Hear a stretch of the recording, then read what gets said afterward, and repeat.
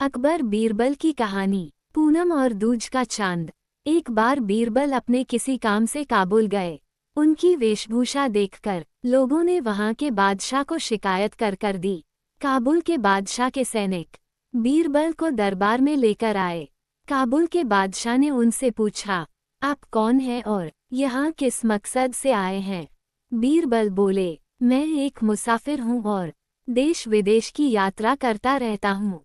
काबुल के बादशाह ने कहा, तब तो तुम्हें देश विदेश के अनेक राजाओं के बारे में पता होगा। बताओ, तुमने कहीं हमारे जैसा बादशाह देखा है?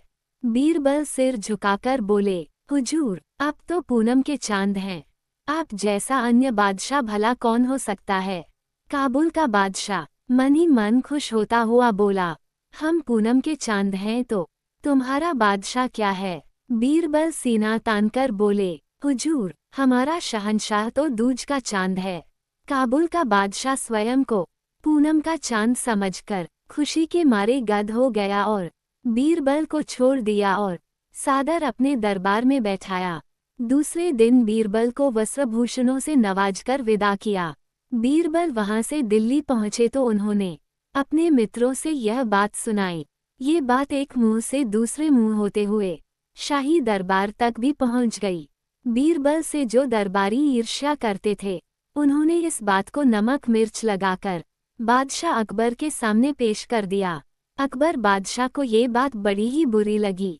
अगले दिन बीरबल दरबार में पधारे तो शहंशाह ने बीरबल से कहा, बीरबल, हम क्या सुन रहे हैं? तुम काबुल गए थे, बताऊं, तुमने वहां के सुल्तान से क्या कहा है?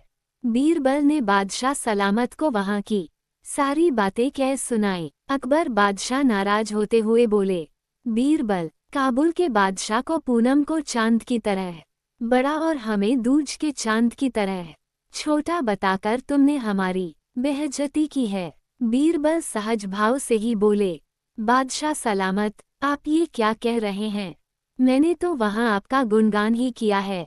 पूनम का चांद कितना ही बड़ा क्यों न हो, उसे कोई भी महत्व नहीं देता, और ये तो अगले दिन से घटने लगता है।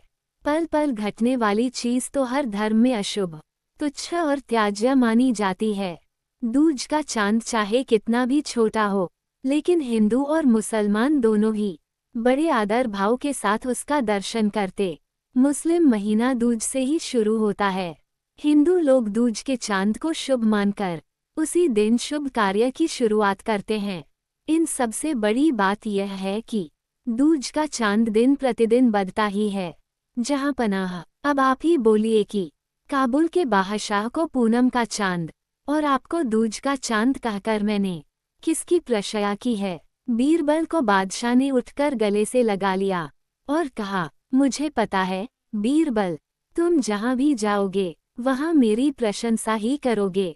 बीरबल से जलने वाले दरबारियों का मुंह इतना सा हो गया और जो दरबारी बीरबल की पसंद करते थे, वे तालियां पीटकर उनकी तारीफें करने लगे। बीरबल की यही तो विशेषता थी कि वो बहुत ही सोच समझकर बातें करते थे और मौका आने पर अपनी बात को सिद्ध करके दिखा भी देते थे।